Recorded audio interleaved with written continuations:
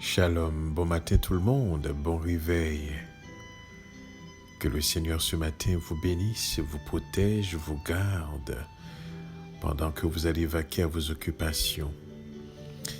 Et si ce matin c'est votre anniversaire, nous voulons vous souhaiter joyeux anniversaire. Soyez contents, soyez heureux, soyez conscients. Et si vous êtes seul, eh bien sachez vous n'êtes pas vraiment seul parce que dans sa parole, Yeshua a fait cette promesse à tous ceux qui le suivent. Il a fait cette promesse. Il a dit, je serai avec vous tous les jours jusqu'à la fin du monde. Et sa présence, il l'assure par le roi Kodesh, l'esprit de vérité. Écoutez bien ceci, qui vous conduit dans toute la vérité, dans l'entièreté de la vérité. Contrairement au mensonge, qui n'est qu'une vérité altérée, une vérité à moitié, une vérité voilée, mais l'Esprit est là pour nous conduire dans toute la vérité. Nous parler de Yeshua et nous annoncer les choses à venir. Donc, peu importe où est-ce que vous êtes, peu importe comment vous êtes, si vous suivez Yeshua, Mashiach, le chemin, la vérité et la vie qui nous amène vers le Père, eh bien laissez-moi vous dire, peu importe le pays dans lequel vous vous trouvez, peu importe comment on vous isole, laissez-moi vous dire ce matin, vous êtes libre. Ce ne sont pas les conditions qui déterminent votre liberté, mais seulement si le Fils vous affranchit, vous serez réellement libre. Donc comprenez bien ceci, ce ne sont pas les conditions qui déterminent votre liberté, ce ne sont pas les situations qui déterminent votre liberté, ce ne sont pas les circonstances qui déterminent votre liberté, mais si le Fils vous affranchit seulement, vous serez réellement libre. Donc si vous êtes affranchi, alors peu importe les circonstances, peu importe les situations, peu importe où est-ce que vous vous trouvez, vous êtes libre. C'est la vraie liberté.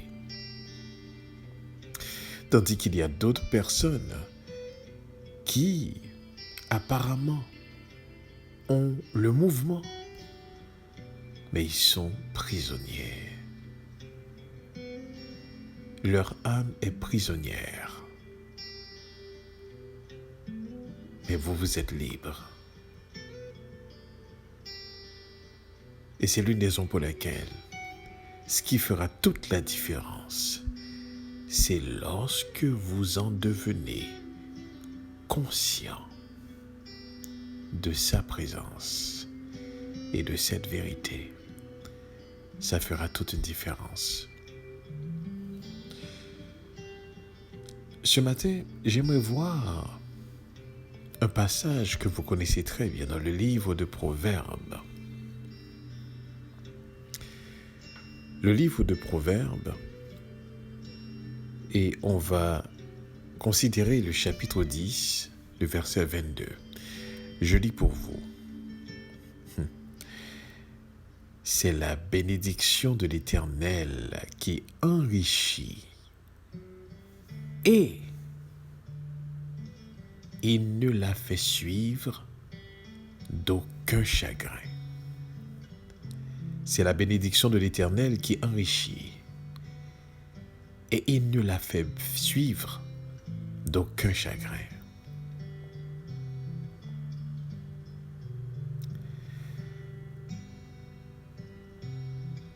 En lisant ce passage ce matin, il y a quelque chose de profond que nous devrions comprendre. C'est un passage que je mettrai parallèlement avec un autre qui dit « Si l'Éternel ne bâtit la maison, celui qui la bâtit travaille en vain. » Ils sont parallèles, ces deux versets.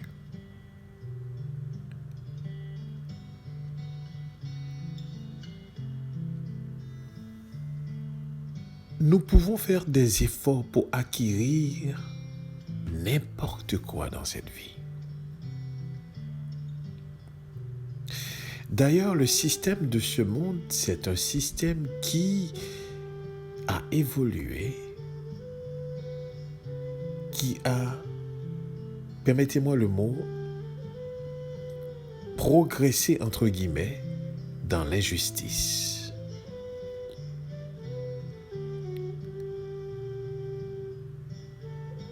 Les hommes qui se sont enrichis, écoutez bien ceci, se sont enrichis dans l'ignorance des autres ou dans l'exploitation des autres.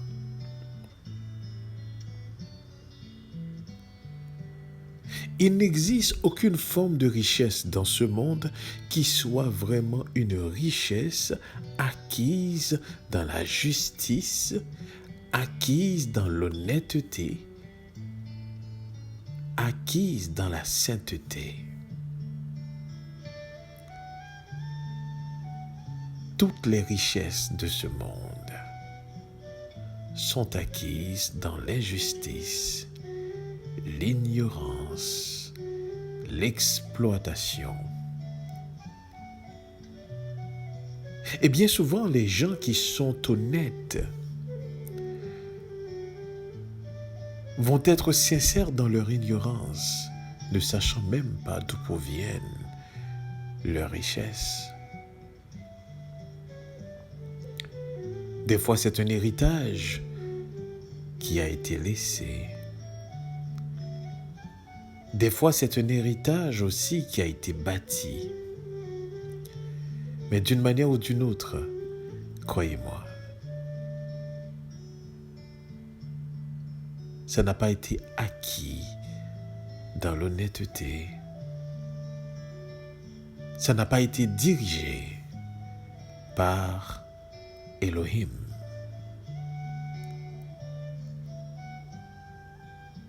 Et c'est là où nous allons faire la différence par rapport à ce verset que nous venons de lire.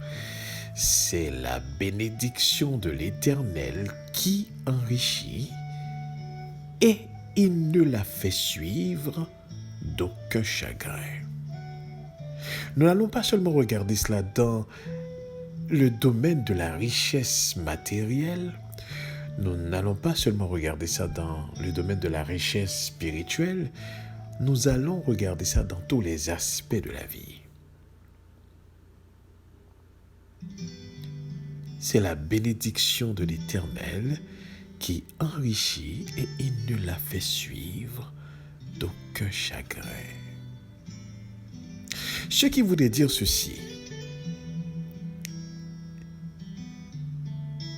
Pour un temps soit peu, l'humain peut s'acquérir des biens sous toute forme.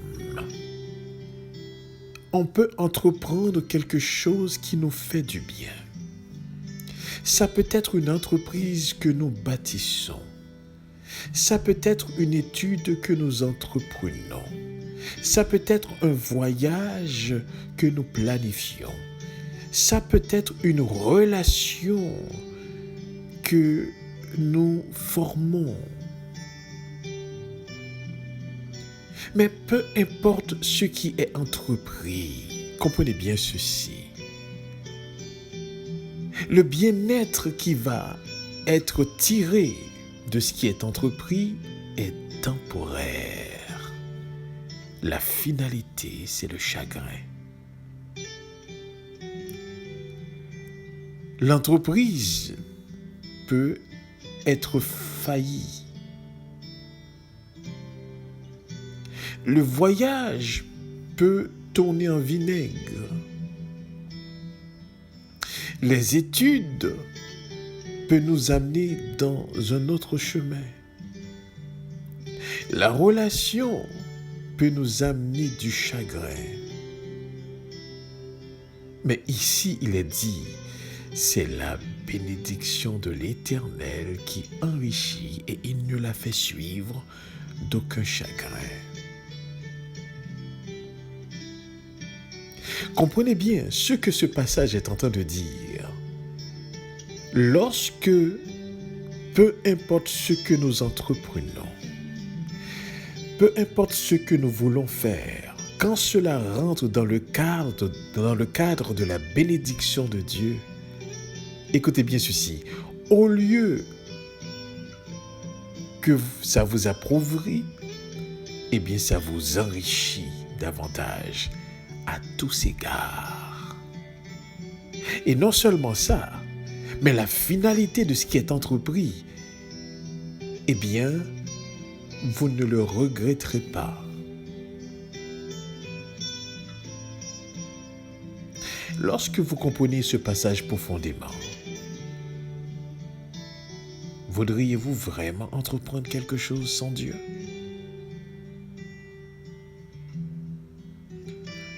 Penseriez-vous vraiment réussir sans lui? C'est là que je fais le parallèle avec cet autre verset qui dit « Si l'Éternel ne bâtit la maison, celui qui la bâtit travaille en vain. »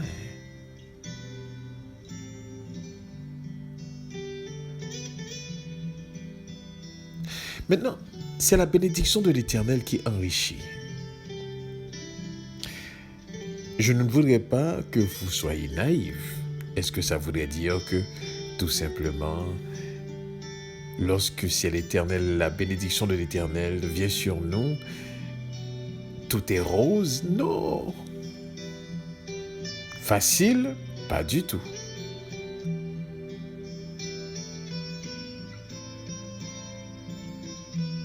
Est-ce que tout est compris? Non.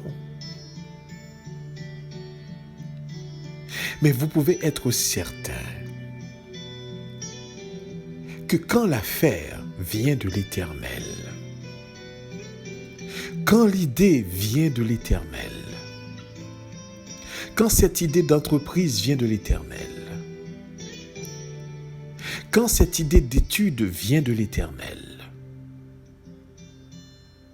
quand cette idée de voyage vient de l'Éternel, quand cette relation vient de l'Éternel, laissez-moi vous dire quelque chose. Peu importe les difficultés, les montagnes de difficultés qui se trouvent sur votre chemin, c'est la bénédiction de l'Éternel qui enrichit.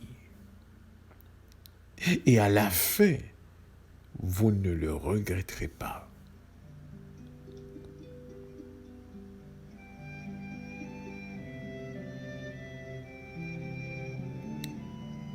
C'est la bénédiction de l'Éternel qui enrichit et il ne la fait suivre d'aucun chagrin.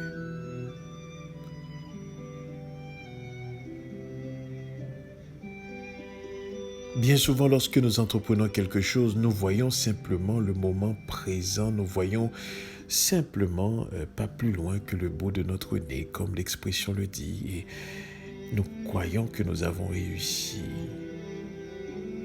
Pour plus tard, ce qui était un élément de réussite pour nous devient problématique. Combien de personnes connaissez-vous ou des histoires que vous avez entendues? Des gens qui ont entrepris, qui ont fait une certaine entreprise en quelque sorte, et qui, à la fin, dit regretter de les avoir fait. Ou encore, la personne est en train de lutter. Au lieu que il progresse dans ce qu'il entreprend, malheureusement, eh bien, il régresse. Des problèmes de santé surviennent. D'autres problèmes, des problèmes judiciaires. d'autres types de problèmes de la vie surviennent. Des fois, la personne essaye d'entreprendre une carrière et c'est la famille qui est sacrifiée.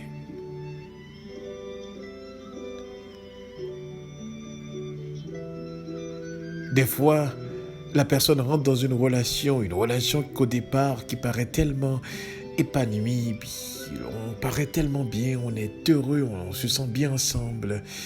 Et finalement, ça finit par une tuerie, un meurtre, un divorce. Le cœur lourd, on finit par être ennemi. C'est la bénédiction de l'Éternel qui enrichit et il ne la fait suivre d'aucun chagrin.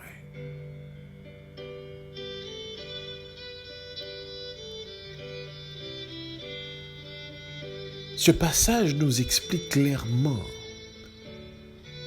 que la véritable bénédiction et la véritable richesse vient de lui. Que ce soit dans cette vie, que ce soit dans n'importe quoi que nous entreprenons,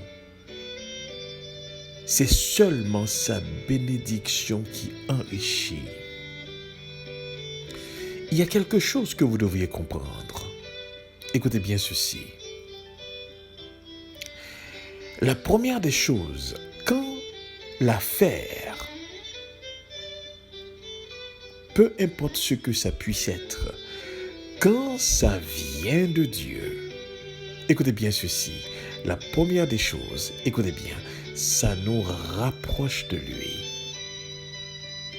Vous voulez savoir ce que vous entreprenez, est-ce que ça vient de Dieu? Regardez, effectivement, est-ce que ça vous approche de lui-même?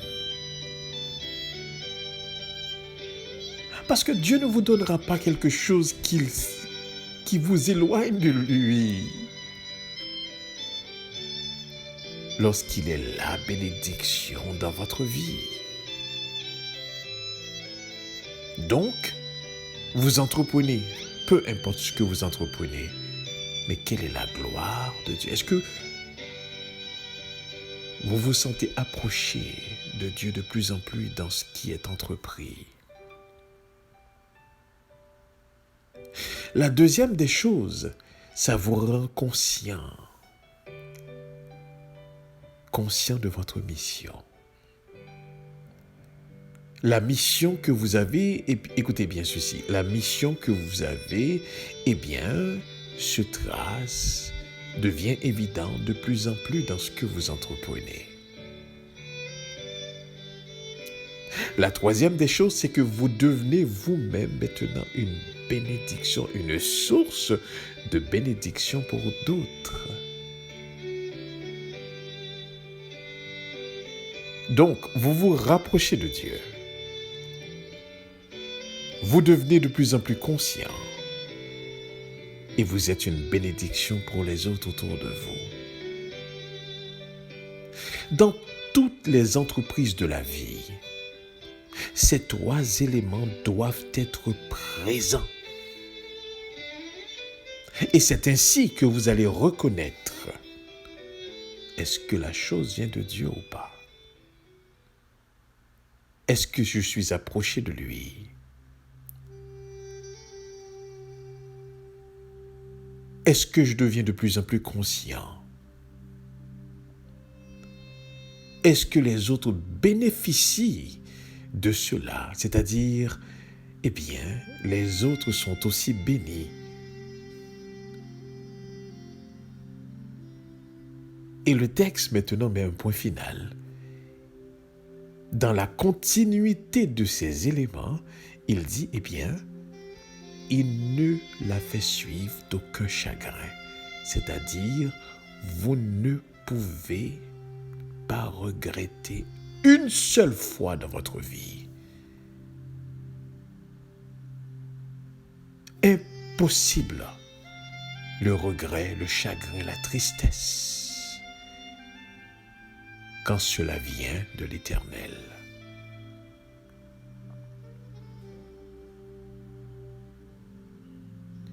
Dieu est extraordinaire, mes frères et sœurs.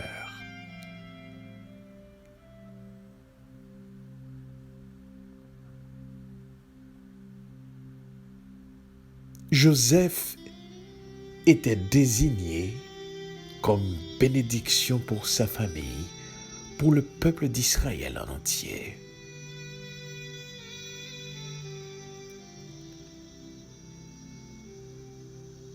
Malgré que, dans l'ignorance, ses frères n'ont pas saisi, c'était encore pour leur propre bien que Dieu avait désigné Joseph comme bénédiction pour la famille. Même Jacob n'avait pas compris lorsque Joseph est venu lui dire « Mais regardez, j'ai vu le soleil et la lune se mirent devant l'étoile, mon étoile, à genoux, se prosternant devant mon étoile. » Et le père a lui dit « Qu'est-ce que tu veux dire par là? Tu penses que moi puis ta mère, on va se mettre devant toi? Quelle insulte !» Même Jacob n'avait pas compris. Dieu avait désigné Joseph comme une bénédiction. Et ils ont tout fait, les frères, pour empêcher que cela ait lieu. Mais c'est la bénédiction de l'Éternel qui enrichit et il ne la fait suivre d'aucun chagrin. Malgré les difficultés que Joseph a encourues, il a rencontré, était vendu comme esclave. Il était serviteur. On l'a accusé faussement. Il a été en prison. On l'a trahi. On l'a oublié. Mais c'est la bénédiction de l'Éternel qui enrichit. Ne pensez pas qu'il n'avait pas quelques aigreurs dans le cœur. Bien sûr qu'il était aigri. C'est un être humain. Mais à la fin, il a compris que de telles circonstances arrivaient pour un moment comme il le vivait, disait-il à ses frères. Qui sait, c'est pas pour un moment comme ça que Dieu a fait de moi ce qu'il a fait de moi. Effectivement. Oui, les difficultés sont là. Oui, les moments vraiment incompris sont là. Mais n'oublie jamais, c'est la bénédiction de l'Éternel qui enrichit et il ne la fait suivre d'aucun chagrin. Rassurez-vous que l'affaire vient de lui. Que ce soit l'entreprise, que ce soit le voyage, que ce soit les études, que ce soit la famille que vous voulez fonder, rassurez-vous que cela vient de lui. Et une fois que vous aurez emprunté l'itinéraire de cette entreprise, peu importe les difficultés que vous allez rencontrer, peu importe les situations, les épreuves que vous allez vivre, c'est la bénédiction de l'Éternel qui enrichit et il ne la fait suivre d'aucun chagrin.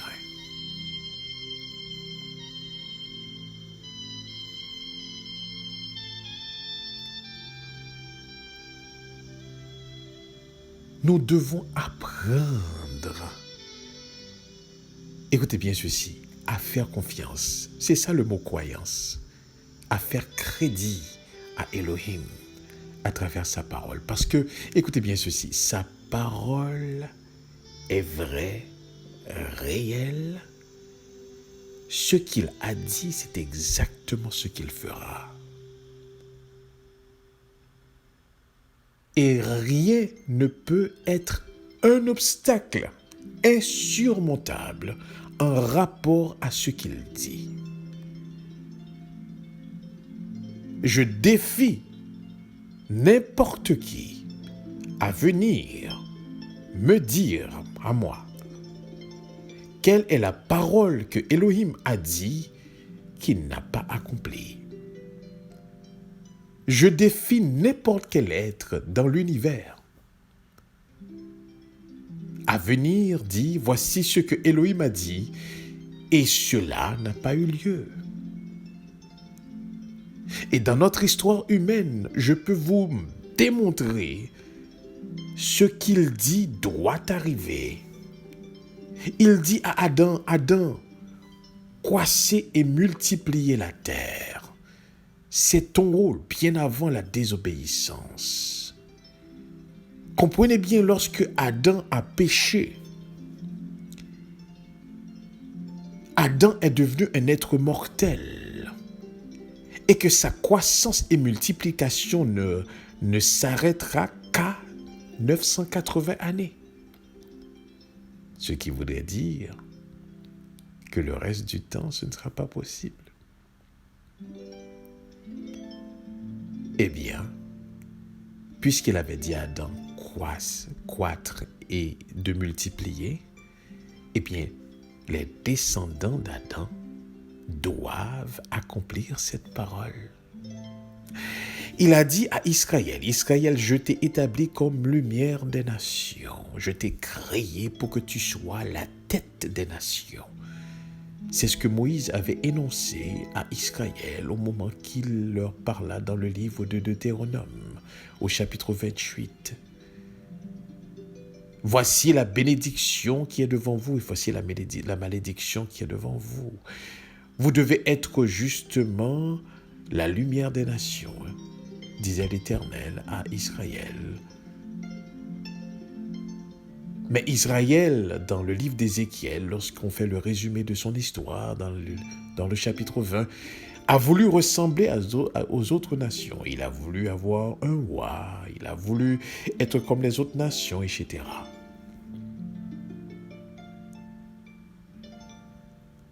Eh bien, qu'Israël le veuille ou non, la lumière est sortie de lui-même parce que Yeshua est israélite. Vous comprenez?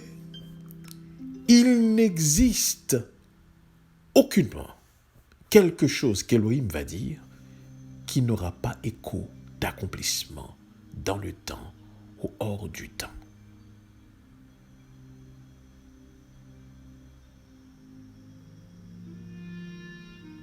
Quand Élohim dit quelque chose, rassurez-vous, cela se fera, qu'on le veuille et qu'on ne le veuille pas.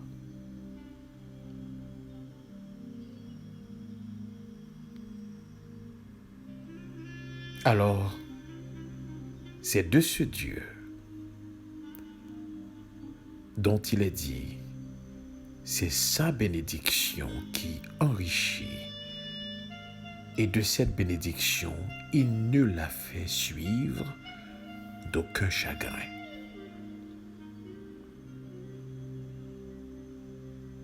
Si vous voyez quelque chose qui ne s'accomplit pas, ça ne vient pas d'Élohim. C'est aussi simple que ça. Si vous voyez quelque chose qui ne se fait pas, eh bien, ça ne vient pas d'Élohim. Ce n'est pas lui qui a parlé. C'est peut-être un adversaire. Parce que de sa part, tout ce qu'il dit arrive parce qu'il est celui qui est. Parce qu'il est, tout ce qu'il dit doit être. Tout ce qu'il dit doit être parce qu'il est. Il dit que la lumière soit et la lumière fut. Parce qu'il est, tout peut être. C'est la bénédiction de l'Éternel qui enrichit et il ne la fait suivre d'aucun chagrin. Rassurez-vous, dans toutes les entreprises de votre vie, dans tous les projets de votre vie, rassurons-nous. C'est sa bénédiction d'abord. C'est son accord d'abord. Et comme je vous ai dit, rassurez-vous que ce projet vous rapproche de lui. Et rassurez-vous, regardez, est-ce que vous devenez de plus en plus conscient de votre mission? Est-ce que les autres sont bénis à travers ce que vous entreprenez? Vous vous rapprochez de lui. Vous êtes conscient de plus en plus. Et les autres sont bénis. Eh bien, vous pouvez être certain que, ah oui, ce projet est de lui. Parce qu'il ne vous donnera aucun projet et aucune bénédiction ne se déversera dans votre vie sans que ces bénédictions vous approchent de lui.